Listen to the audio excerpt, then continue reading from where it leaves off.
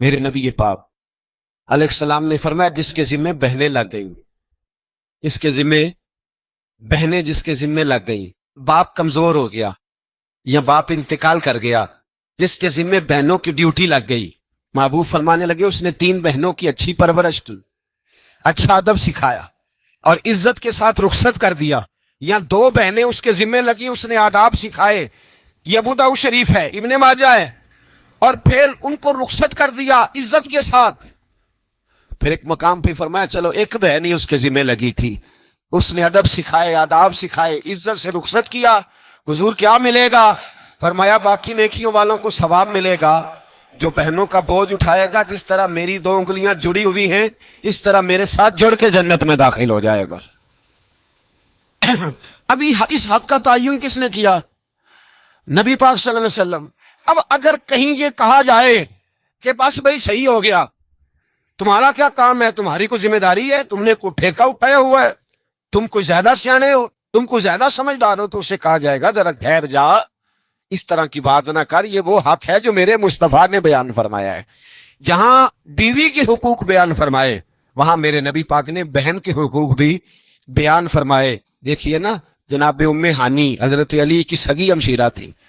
نبی پاک صلی اللہ علیہ وسلم کی چچا زاد بہن تھی، پر اللہ کے رسول ہمیشہ انہیں تحفے بھیجا کرتے، ان سے محبت فرماتے، ان کے بچوں کے ساتھ پیار کرتے۔ فرمایا علی کی بہن نہیں، یہ میری بھی بہن ہے۔ کیا لوگوں کو تاریخ کی وہ بات یاد نہیں؟ آج میں نے دیکھا ہے بھائی کے پاس شاہ خرچیوں کے لیے بڑے پیسے ہوتے،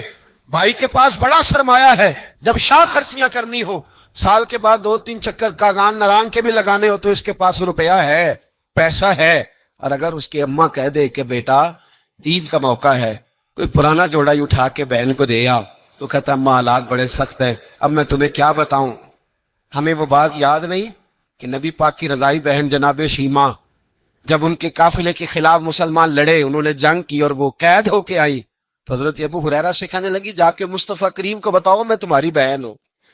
حضرت ابو ہریرہ کہتے میں بی بی کا پرانا دوپٹہ دیکھتا، اس کی کیفیات دیکھتا، پھر جملے دیکھتا، مجھے سمجھ نہ آتی، تو میں نے جا کے حضور سے کہا کوئی شیمہ نام کی بی بی ہے؟ تو کہتے ہیں ابھی میں نے جملے بھی پورے ادا نہیں کیے، نبی پاک ممبر سے اٹھ کے کھڑے ہو گئے اور رسول پاک کی چادر مبارک ممبر پہ رہ گئی، محبوب اٹھ کے گئے